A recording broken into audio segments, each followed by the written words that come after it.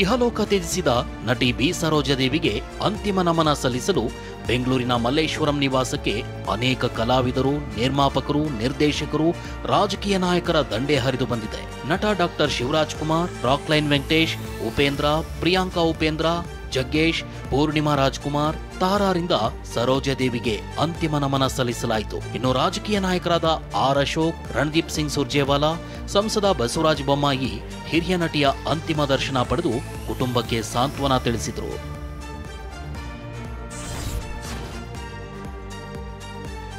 ಸರೋಜಾದೇವಿ ಅಂತಿಮ ದರ್ಶನದ ಬಳಿಕ ಮಾತನಾಡಿದ ನಟ ಶಿವರಾಜ್ ಕುಮಾರ್, ಬಿ ಸರೋಜಾದೇವಿ ನನಗೆ ಎರಡನೇ ತಾಯಿಯಾಗಿದ್ರು ಅಂದಿದ್ದಾರೆ. ಇನ್ನು ಬಬ್ರುವಾಹನ ಸಿನಿಮಾದಲ್ಲಿ ಅವರ ನಟನೆ ನೋಡಿದರೆ ರೋಮಾಂಚನವಾಗುತ್ತೆ ಅಂತ ಸ್ಮರಿಸಿದ್ರು. ನಿಜವಾದ ಲಾಸ್ ಏಜ್ ಆಗಿದೆ ಅಂತ ಹೇಳ್ಬೋದು, ಆದ್ರೂ ವಯಸ್ಸು ಮುಖ್ಯ ಅಲ್ಲ. ಆಮೇಲೆ ಬಬ್ರುವಾಹನ ಅದೊಂದು ಆಡಿರ್ಬೋದು, ಇವತ್ತು ಮೈ ರೋಮಾಂಚನ ಆಗುತ್ತೆ. ಮತ್ತೊಂದೆಡೆ ಆಗಾಗ ನಮ್ಮ ಮನೆಗೆ ಬಂದು ಸರೋಜಾದೇವಿಯವರು ನಮ್ಮನ್ನ ವಿಚಾರಿಸ್ತಿದ್ರು ಅಂತ ನಟ ರಾಘಣ್ಣ ಸ್ಮರಿಸಿದ್ರು. ಅವರು ಅಪ್ಪಾಜಿ ಅಮ್ಮ ಹೋದ್ಮೇಲೆ ಮನೆಗೆ ಬರೋರು, ಯಾವಾಗಲೂ ಬಂದು ನಮ್ಮನ್ನೆಲ್ಲ ವಿಚಾರಿಸೋರು, ಹೆಂಗಿದ್ದೀರಾ, ಏನು ಮಾಡ್ತಿದ್ದೀರಾ, ಏನು ಮಾಡ್ಕೊಂಡಿದ್ದೀರಾ ಅಂತೆಲ್ಲ ಕೇಳೋರು. ಹಿರಿಯ ನಟಿ ಅಂತಿಮ ದರ್ಶನ ಪಡೆದ ನಟ ಸಾಧು ಕೋಕಿಲ ಸರೋಜಾದೇವಿ ಕೋವಿಡ್ ಸಮಯದಲ್ಲಿ ಸಾಕಷ್ಟು ಕೆಲಸ ಮಾಡಿದ್ರು ಅಂತ ನೆನಪಿಸಿಕೊಂಡ್ರು. ಕೋವಿಡ್ ವೇಳೆ ಅವರೇ ಕರೆ ಮಾಡಿ ಸಂಗೀತಕಾರರಿಗೆ ಏನಾದರೂ ಸಹಾಯ ಬೇಕಾ ಅಂತ ಕೇಳಿದ್ರು. 2 ಲಕ್ಷ ಹಣ ಕೊಟ್ಟಿದ್ರು ಅಂತ ಸ್ಮರಿಸಿದ್ರು. ನಮ್ಮೆಲ್ಲ ಕನ್ನಡ ಕಲಾವಿದರಿಗೆ ತುಂಬ ಹೆಲ್ಪ್ ಮಾಡಿದ್ದಾರೆ. ನನಗೆ 2 ಲಕ್ಷ ರೂಪಾಯಿ ಅವರು ಕೊಟ್ಟು ಈ ಥರ ಕಲಾವಿದರು ಕೊಟ್ಬಿಡಪ್ಪ ಅಂತೇಳಿ ಕೋವಿಡ್ ಟೈಮಲ್ಲಿ ಕೊಟ್ಟಿದ್ರು. ಕಲಾವಿದರಿಗೆ ಫುಡ್ ಕಿಟ್ ಎಲ್ಲ ನಾವು ಕೊಟ್ಟಿದ್ವಿ ಆ 2 ಲಕ್ಷ ರೂಪಾಯಲ್ಲಿ. ಅಭಿನಯ ಸರಸ್ವತಿ ಸರೋಜಾದೇವಿ ಅಂತಿಮ ದರ್ಶನ ಪಡೆದ ಬಳಿಕ ಮಾತನಾಡಿದ ನಟಿ ಶ್ರುತಿ, ಸರೋಜಾದೇವಿ ಭಾರತದ ಮೊದಲ ಲೇಡಿ ಸೂಪರ್ ಸ್ಟಾರ್. ಅವರು ಮೇರು ನಟಿ ಮಾತ್ರವಲ್ಲ, ಮೇರು ವ್ಯಕ್ತಿತ್ವ ಕೂಡ ಎಂದಿದ್ದಾರೆ. ಇನ್ನು ಸರೋಜಾದೇವಿ ಕನ್ನಡದವರು ಎಂದು ಹೇಳಿಕೊಳ್ಳಲು ಹೆಮ್ಮೆ ಇದೆ. ಹೀರೋಗಳಿಗೆ ಸಮಾನವಾಗಿ ಬದುಕಿದ ಕಲಾವಿದೆ ಅಂತ ನಟಿ ತಾರಾ ಸ್ಮರಿಸಿದ್ರು. ಫಸ್ಟ್ ಲೇಡಿ ಸೂಪರ್ ಸ್ಟಾರ್, ಈ ಭಾರತ ಕಂಡಂಥ ಮೊದಲ ಲೇಡಿ ಸೂಪರ್ ಸ್ಟಾರ್ ಅವರು. ಅನ್ಸೋದೇನು ಅಂದರೆ ಇಡೀ ಭಾರತೀಯ ಚಿತ್ರರಂಗದಲ್ಲಿ ಒಬ್ಬ ನಾಯಕ ನಟನಿಗೆ ಸಮನಾಗಿ ನಿಂತ ಒಬ್ಬ ಕಲಾವಿದೆ ಇದ್ರೆ ಅದು ಬಿ ಸರೋಜಾದೇವಿ. ಮತ್ತೊಂದೆಡೆ ನನ್ನನ್ನು ಸರೋಜಾದೇವಿ ಬಹಳ ಪ್ರೀತಿಸ್ತಿದ್ರು. ಅವರ ಪ್ರತಿ ಫ್ರೇಮ್ನಲ್ಲೂ ಅದ್ಭುತ ನಟನೆ ಇರ್ತಿತ್ತು ಅಂತ ಅಂತಿಮ ದರ್ಶನದ ಬಳಿಕ ನಟಿ ಮಾಲಾಶ್ರೀ ಹೇಳಿದ್ರು. ಇನ್ನು ಆರೋಗ್ಯವಾಗಿದ್ದವರು ದಿಢೀರಂತ ಹೀಗಾದ್ರು, ಇದನ್ನ ಅರಗಿಸಿಕೊಳ್ಳೋಕೆ ಕಷ್ಟ ಅಂತ ನಟಿ ಗಿರಿಜಾ ಲೋಕೇಶ್ ನೋವು ವ್ಯಕ್ತಪಡಿಸಿದ್ದಾರೆ. ನನ್ನ ಅಮ್ಮಕ್ಕಿಂತ ನನ್ನ best friend, best adviser, best well wisher ನಾನು ಕಲ್ಕೊಂಡು ತುಂಬ. ನಟಿ ಹಾಗೂ ಮಾಜಿ ಸಂಸದೆ ಸುಮಲತಾ ಸರೋಜಾದೇವಿ ಅಂತಿಮ ದರ್ಶನ ಪಡೆದ್ರು. ಬಳಿಕ ಮಾತನಾಡಿದ ನಟಿ, ಅಂಬರೀಷ್ ಅಂದ್ರೆ ಸರೋಜಾ ಅವರಿಗೆ ಬಹಳ ಅಭಿಮಾನ ಇತ್ತು. ನನ್ನ ರಾಜಕೀಯ ಜೀವನಕ್ಕೂ ಶಕ್ತಿಯಾಗಿದ್ರು. ಚುನಾವಣೆಯಲ್ಲೂ ನನಗೆ ಕರೆ ಮಾಡಿ ಶುಭ ಕೋರಿ ಧೈರ್ಯ ತುಂಬಿದ್ರು.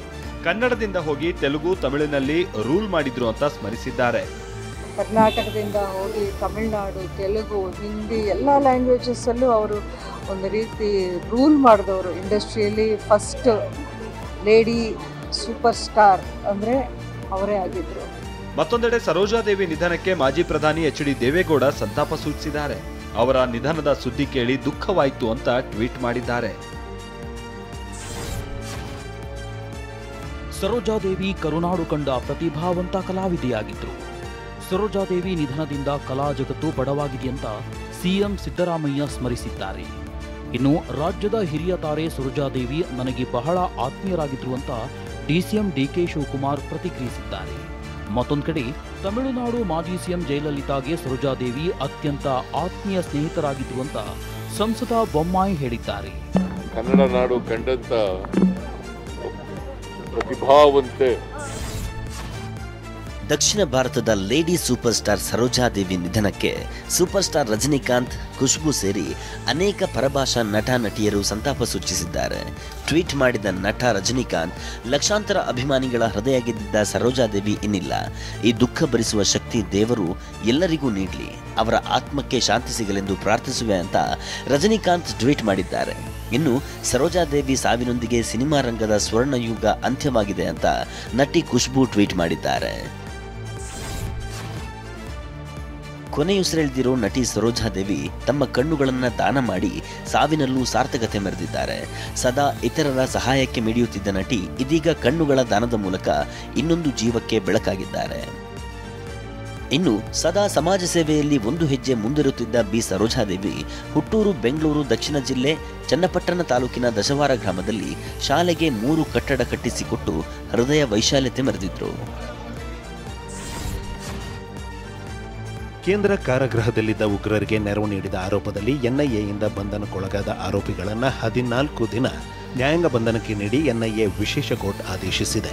ಆರೋಪಿಗಳಾದ ಅನೀಶ್ ಫಾತಿಮಾ, ಚಾನ್ ಪಾಷಾ ಮತ್ತು ಡಾಕ್ಟರ್ ನಾಗರಾಜ್ ವಿಚಾರಣೆ ವೇಳೆ ಸ್ಫೋಟಕ ಮಾಹಿತಿಗಳು ಬಹಿರಂಗಗೊಂಡಿವೆ.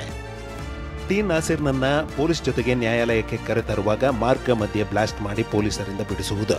ಪೊಲೀಸರಿಂದ ಬಿಡಿಸಿದ ನಂತರ ನಾಸಿರ್ನನ್ನ ಬಾಂಗ್ಲಾದೇಶಕ್ಕೆ ಕಳುಹಿಸಲು ಆರೋಪಿಗಳು ಪ್ಲಾನ್ ಮಾಡಿದ್ರು. ಇಷ್ಟೇ ಅಲ್ಲ, ಬ್ಲಾಸ್ಟ್ ಮಾಡಿದಾಗ ಪೊಲೀಸ್ ರೀತಿಯಲ್ಲಿ ಸಮವಸ್ತ್ರ ಧರಿಸಿಕೊಂಡೇ ನಾಸಿರ್ನನ್ನ ಕರೆದುಕೊಂಡು ಹೋಗಬೇಕು ಅಂತ ಆರೋಪಿಗಳು ಕುತಂತ್ರ ಹೆಣೆದಿದ್ರು. ಇದಕ್ಕಾಗಿ ಬೆಂಗಳೂರಿನ ಶಿವಾಜಿನಗರದಲ್ಲಿ 10 ಜೊತೆ ಪೊಲೀಸ್ ಸಮವಸ್ತ್ರ ಖರೀದಿ ಮಾಡಿದ್ರು. ಸದ್ಯ ಎನ್ಐಎ ಆರೋಪಿಗಳ ಬಳಿ ಇದ್ದ ಪೊಲೀಸ್ ಸಮವಸ್ತ್ರವನ್ನು ಜಪ್ತಿ ಮಾಡಿದೆ. ಎಸ್ಐ ಚಾನ್ ಪಾಷಾ ಸೂಕ್ತ ಸಮಯದಲ್ಲಿ ವಯಸ್ಸಾಗಿರುವ ಮತ್ತು ಶಕ್ತಿ ಇಲ್ಲದ ಪೊಲೀಸ್ ಸಿಬ್ಬಂದಿ ತಂಡವನ್ನು ಟಿ ನಾಸಿರ್ ಕರೆದೊಯ್ಯಲು ನೇಮಕ ಮಾಡುವುದು, ಬಳಿಕ ದಾರಿ ನಡುವೆ ಬ್ಲಾಸ್ಟ್ ಮಾಡಿ ಎಲ್ಲರ ಗಮನ ಸೆಳೆಯುವುದು. ಈ ವೇಳೆ ಪೊಲೀಸ್ ಸಮವಸ್ತ್ರದಲ್ಲೇ ಟಿ ನಾಸಿರ್ ನನ್ನ ಎಸ್ಕೇಪ್ ಮಾಡುವುದು ಆರೋಪಿಗಳ ಪ್ಲಾನ್ ಆಗಿತ್ತು.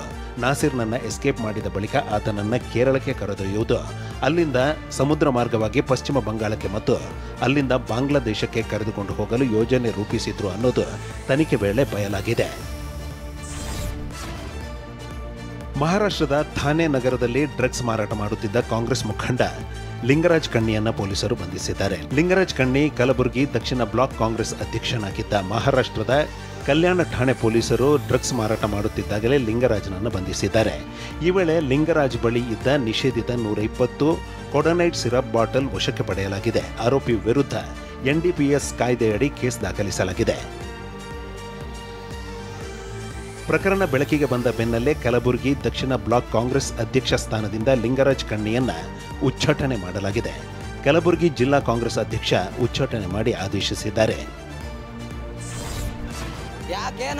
ರಾಯಚೂರಿನಲ್ಲಿ ಪತಿಯನ್ನ ಪತ್ನಿಯೇ ಕೃಷ್ಣಾ ನದಿಗೆ ತಳ್ಳಿದ ಪ್ರಕರಣ ಸಂಬಂಧ 2 ದಿನಗಳ ಕಾಲ ರಾಜಿ ಪಂಚಾಯಿತಿ ನಡೆದಿದೆ. ಪತಿ ತಾತಪ್ಪ ಮತ್ತು ಪತ್ನಿ ಗೆದ್ದೆಮ್ಮ ಕುಟುಂಬಸ್ಥರು ಹಿರಿಯರ ಸಮ್ಮುಖದಲ್ಲಿ ರಾಜಿ ಸಂಧಾನ ಸಭೆ ನಡೆದಿದೆ.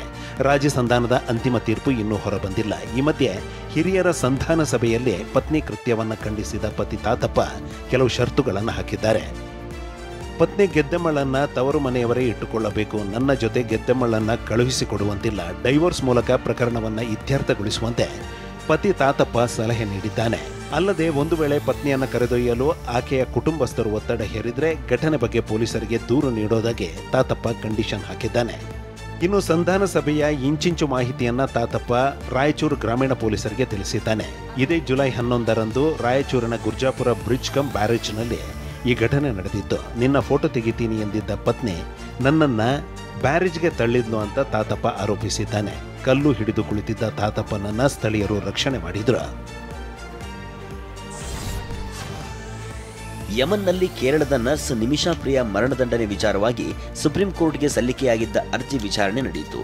ಸುಪ್ರೀಂ ಕೋರ್ಟ್ನಲ್ಲಿ ವಾದ ಮಂಡಿಸಿದ ಕೇಂದ್ರ ಸರ್ಕಾರದ ಅಟಾರ್ನಿ ಜನರಲ್ ವೆಂಕಟರಮಣಿ ವಾದ ಮಂಡಿಸಿದರು. ಯಮನ್ ಸರ್ಕಾರದ ಜೊತೆಗೆ ಭಾರತ ಸರ್ಕಾರ ಮಾತುಕತೆ ನಡೆಸಿದೆ. ಯಮನ್ ಸರ್ಕಾರ ಸ್ಪಷ್ಟವಾದ ಉತ್ತರ ನೀಡುತ್ತಿಲ್ಲ. ಅಲ್ಲಿಯ ಆಡಳಿತ ಅಧಿಕಾರಿ ಶೇಖ್ ಜೊತೆಯೂ ಮಾತುಕತೆ ನಡೆಸಿದ್ದೇವೆ. ಮರಣದಂಡನೆ ಸ್ಥಗಿತಗೊಳಿಸಲಾಗುವುದು ಎಂಬ ಅನೌಪಚಾರಿಕ ಮಾಹಿತಿ ಬಂದಿದೆ. ಆದರೆ ಅದು ಕಾರ್ಯರೂಪಕ್ಕೆ ಬರುತ್ತದೆ ಎಂದು ಗೊತ್ತಿಲ್ಲ. ಶಿಕ್ಷೆ ತಪ್ಪಿಸಲು ಪರಿಹಾರ ರೂಪದಲ್ಲಿ ಹಣ ನೀಡುವ ಬಗ್ಗೆ ಚರ್ಚೆಯಾಗಿದೆ. ಆದರೆ ಅದು ಕೂಡ ಪ್ರಯೋಜನಕ್ಕೆ ಬಂದಿಲ್ಲ. ಸೋಮವಾರ ಬೆಳಗ್ಗೆ 10:30ಕ್ಕೆ ಯಮನ್ ಜೊತೆ ಮಾತುಕತೆ ನಡೆಸಿ ಶಿಕ್ಷೆ ರದ್ದು ಮಾಡಲು ಮನವಿ ಮಾಡಿದೆ. ಅದು ಕೂಡ ಯಾವುದೇ ಪ್ರಯೋಜನ ಆಗಿಲ್ಲ. ಈ ವಿಚಾರದಲ್ಲಿ ಯಮನ್ ಸರ್ಕಾರ ಗೌಪ್ಯತೆ ಕಾಪಾಡಿಕೊಂಡಿದೆ ಅಂತ ಎಜಿ ವೆಂಕಟರಮಣಿ ಕೋರ್ಟ್ಗೆ ಮಾಹಿತಿ ನೀಡಿದರು. ಕೇಂದ್ರ ಸರ್ಕಾರದ ಪರ ವಕೀಲರ ವಾದ ಆಲಿಸಿದ ಸುಪ್ರೀಂ ಕೋರ್ಟ್ ವಸ್ತುಸ್ಥಿತಿ ವರದಿ ನೀಡಲು ಅರ್ಜಿದಾರರಿಗೆ ಸೂಚನೆ ನೀಡಿ ಶುಕ್ರವಾರಕ್ಕೆ ಅಂದರೆ ಜುಲೈ 18ಕ್ಕೆ ವಿಚಾರಣೆ ಮುಂದೂಡಿದೆ. ಜುಲೈ 16ಕ್ಕೆ ಯಮನ್ನಲ್ಲಿ ನಿಮಿಷಾ ಪ್ರಿಯಾಳನ್ನ ಗಲ್ಲಿಗೇರಿಸಲು ದಿನಾಂಕ ನಿಗದಿಯಾಗಿದೆ. ಇತ್ತ ಪ್ರಧಾನಿ ಮೋದಿಗೆ ಪತ್ರ ಬರೆದಿರುವ ಕೇರಳ ಸಿಎಂ ಪಿಣರಾಯಿ ವಿಜಯನ್ ಈ ಪ್ರಕರಣದಲ್ಲಿ ಕೂಡಲೇ ಮಧ್ಯಪ್ರವೇಶಿಸುವಂತೆ ಮನವಿ ಮಾಡಿದ್ದಾರೆ.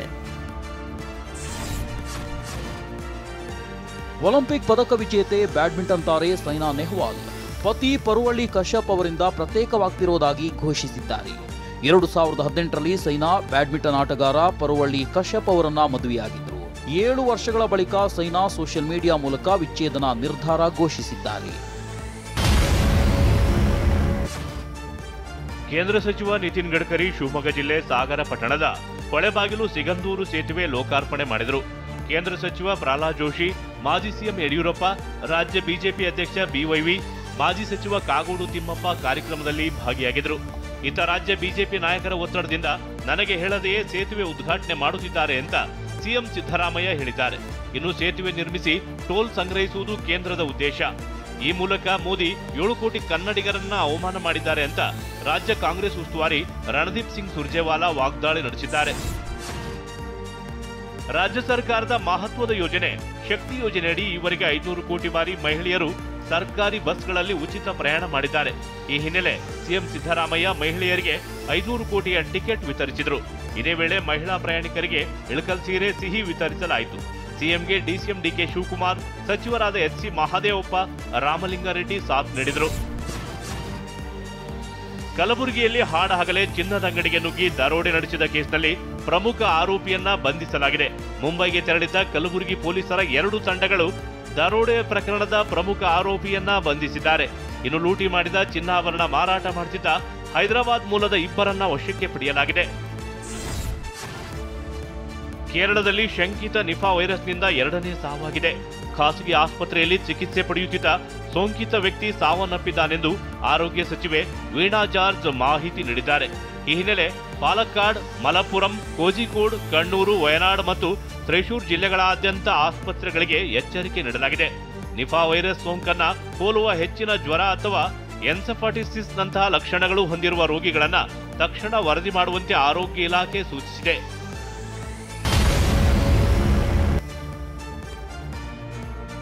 ಜಮ್ಮು ಕಾಶ್ಮೀರದಲ್ಲಿ ಹುತಾತ್ಮರ ದಿನಾಚರಣೆ ವೇಳೆ ಹೈ ಡ್ರಾಮಾವೇ ನಡೆದಿದೆ. ಮಜರಿ ಶುಹದಗೆ ತೆರಳದಂತೆ ಜಮ್ಮು ಕಾಶ್ಮೀರ ಲೆಫ್ಟಿನೆಂಟ್ ಗವರ್ನರ್ ಆದೇಶವನ್ನ ಹೊರಡಿಸಿದ್ರು. ಆದೇಶ ಧಿಕ್ಕರಿಸಿ ಸ್ಥಳಕ್ಕೆ ತೆರಳಿದ ಸಿಎಂ ಒಮರ್ ಅಬ್ದುಲ್ಲಾರನ್ನ ಪೊಲೀಸರು ತಡೆದಿದ್ದಾರೆ. ಆದ್ರೆ ಒಮರ್ ಅಬ್ದುಲ್ಲಾ ಸ್ಮಾರಕದ ಗೇಟ್ ಹಾರಿ ಒಳಗೆ ಪ್ರವೇಶಿಸಿದ್ದಾರೆ.